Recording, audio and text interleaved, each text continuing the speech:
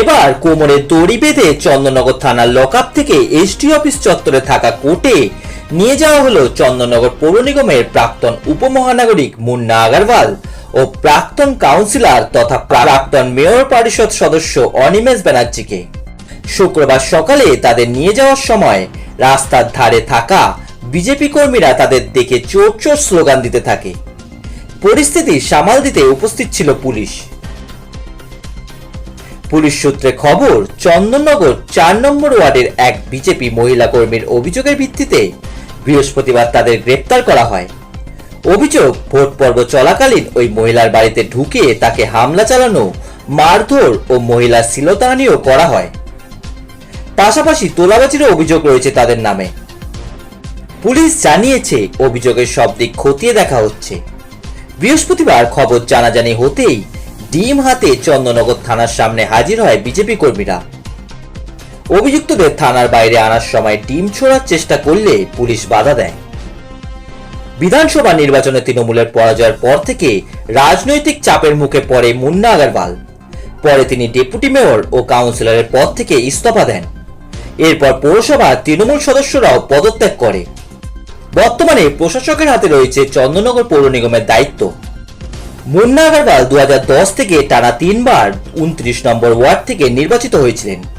অন্যদিকে অনিমেষ ব্যানার্জি 2015 ও 2022 সালে 4 নম্বর ওয়ার্ড থেকে জয়ী হয়ে মেয়র পরিষদ সদস্যের দায়িত্ব সামলেছেন। রাজনৈতিক মহলে তারা দুজনেই প্রাক্তন মন্ত্রী ইন্দ্রনীল সেনের ঘনিষ্ঠ বলেই পরিচিত ছিলেন। আদালতে তোলা হলে বিচারক মুন্না আগারওয়ালকে 10 দিনের ও অনিমেষ ব্যানার্জিকে 7 দিনের পুলিশি হেফাজতের নির্দেশ দেয়।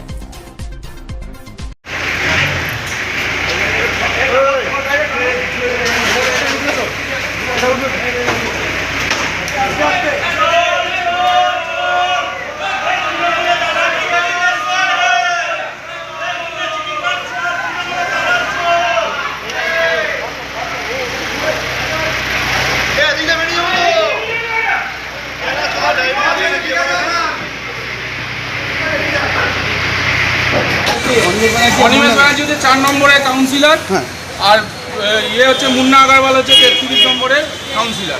ডেপুটি মেয়র ছিল। ডেপুটি মেয়র ছিল। কি করতো মানুষের উপর? প্রচণ্ড অত্যাচার, প্রচুর পরিমাণে অত্যাচার। লেখাপড়া না জানা অশিক্ষিত মানুষ, এরা মানুষের ওপর, শিক্ষিত মানুষদের ওপর অত্যাচার করেছে, অত্যাচার চালিয়ে গেছে কন্টিনিউ। আপনি কি বিজেপি করতেন? আমি বিজেপি কর্মী। আপনার উপর অত্যাচার করেছে? আমাদের ওপরে অত্যাচার করেছে, থ্রেড, ক্রমাগত থ্রেড মেরেছে। কি বিজেপি করার জন্য? হ্যাঁ, বিজেপি করার জন্য। আমার এক ছোট বন্ধু আছে, পাড়ার ভাই, তাকে নর্দমাতে মেরে ঢুকিয়ে দিয়েছে জগদ্ধাত্রী পুজোর রাত্রিবেলা। কি নাম দাদা আপনার? আমার নাম সুমন চন্দ্র।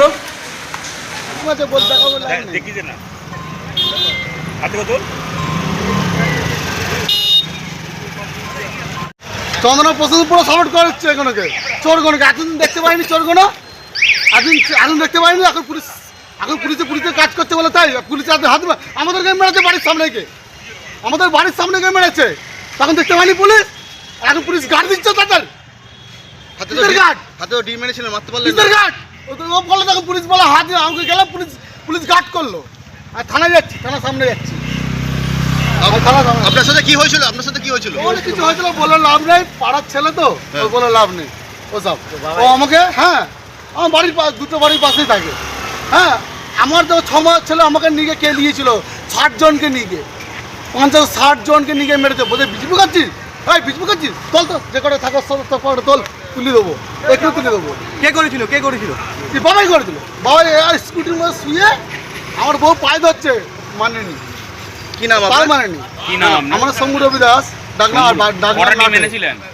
কটা ডিম এনেছিলেন? ও ডিম অনেক আছে, বলে লাভ নেই। ডিম আপনার গুণে শেষ করতে পারবেন না, পশ্চিমবাংলা এত ডিম।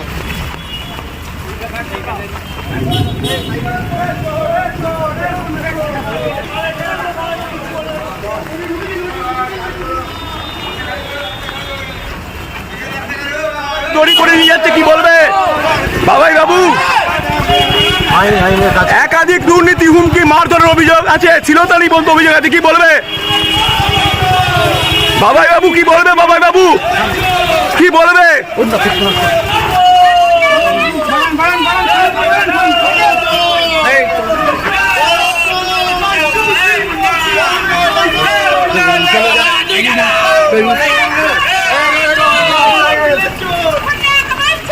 মুন্নাদা এইভাবে চোরের মতো নিয়ে যাচ্ছে দড়ি পড়িয়ে, কি বলবেন? আইন আইনের পথে চলবে। কিন্তু এইভাবে একাধিক দুর্নীতি আপনার নামে আছে, তোলাবাজি থেকে হুমকি। অভিযোগ আইনের তার বিচার হয়। কিন্তু এইভাবে কোমরে দড়ি পরিয়ে এই চন্দ্রনগরে এই প্রথম এই বিষয়টা দেখা যাচ্ছে। চন্দ্রনগরের মানুষ, ওই যে সংস্কৃতি মানুষ, কি বলবেন এই বিষয়টা? আইনের সাথে প্রতিষ্ঠা হচ্ছে। আইনের সাথে প্রতিষ্ঠিত হচ্ছে।